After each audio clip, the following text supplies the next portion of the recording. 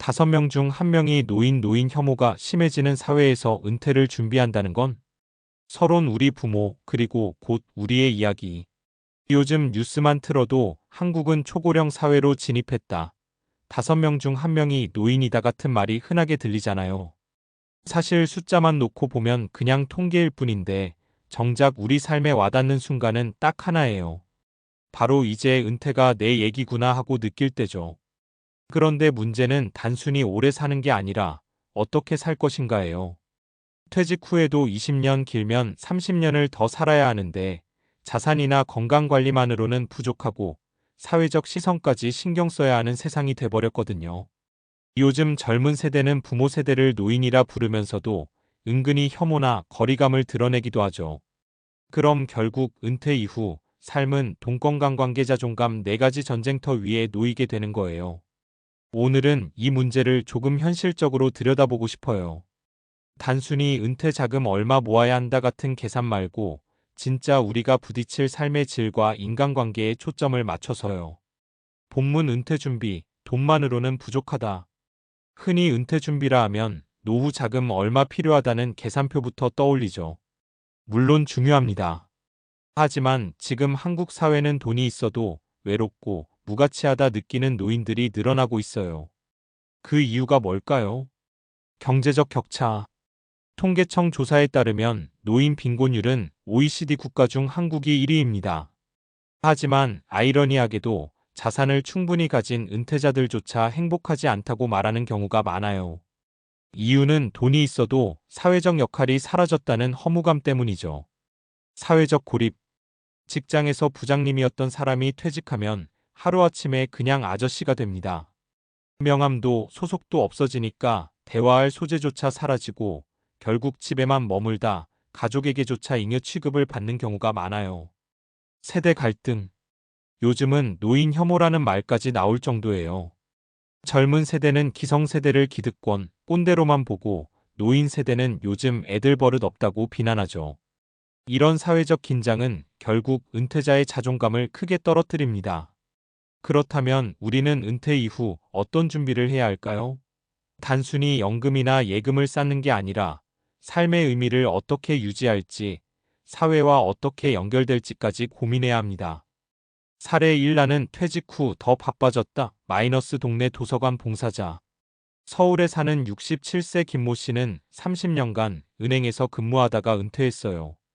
처음 1년은 여행도 다니고 여유를 즐겼는데 시간이 지나면서 우울감이 몰려왔죠. 내가 이제 쓸모없는 사람이 된 건가? 라는 생각이 자꾸 드는 거예요. 그때 우연히 동네 작은 도서관에서 책 정리 봉사를 시작했습니다.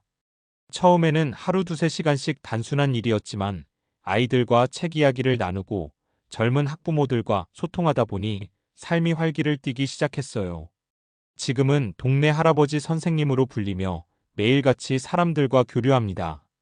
김 씨가 말해요. 돈만 모아놨으면 나는 아마 집에만 있었을 거예요. 그런데 누군가에게 필요한 존재라는 게 이렇게 큰 힘이 되는 줄 몰랐어요. 포인트 은퇴 후 삶에서 가장 중요한 건 사회적 역할 유지라는 거죠. 사례 2 퇴직 후 창업은 모험이지만 가치 있었다. 마이너스 작은 카페 사장. 부산에 사는 62세 이모 씨는 교사로 정년퇴직 후 아내와 함께 작은 카페를 열었어요. 사실 돈 벌 목적은 아니었죠. 평생 직장에서 규율 속에 살다 보니 스스로 무언가를 운영해보고 싶었던 거예요. 처음엔 손님도 없고 적자였지만 시간이 지나면서 동네 주민들이 자연스럽게 모이는 공간이 됐어요. 아이들은 숙제하러 오고 젊은 엄마들은 대화하러 오고 노인들은 차 마시며 바둑 들어옵니다. 결국 카페는 동네 사랑방이 됐죠. 이 씨는 이렇게 말합니다. 이 카페는 사실상 내 노후 보험이에요. 돈 말고 내 존재를 지켜주는 보험. 포인트 은퇴 후 꼭 거창한 일이 아니더라도 내 이름을 건 작은 일을 시작하는 게 자존감 유지에 큰 도움이 돼요. 사례 3 은퇴 후 부부 관계가 가장 큰 숙제였다. 마이너스 다시 대화 시작한 부부. 경기도에 사는 65세 박모 씨는 은퇴 후 가장 힘들었던 게 집에 있는 아내와의 갈등이었대요.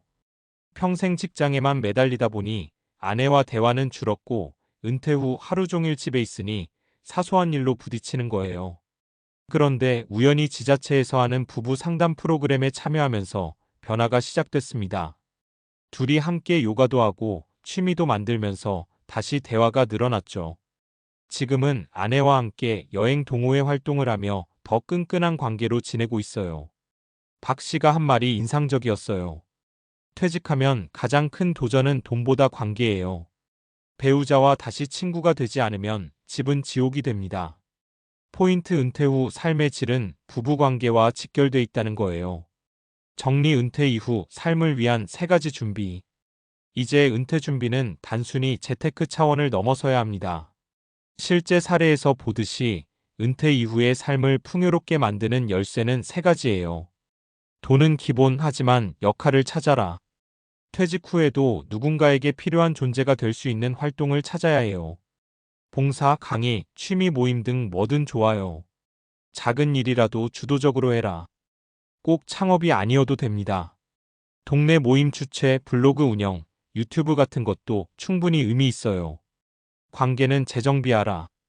배우자, 자녀, 친구와의 관계를 다시 다져야 합니다. 특히 부부는 새로운 생활 동반자로 재설정이 필요해요. 마무리. 노인 혐오가 퍼지는 사회에서 은퇴 후 삶을 어떻게 살아야 할까?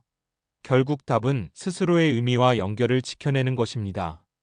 퇴직 후에도 나는 아직도 누군가에게 필요한 사람이다라는 감각을 잃지 않는 게 가장 큰 자산이에요.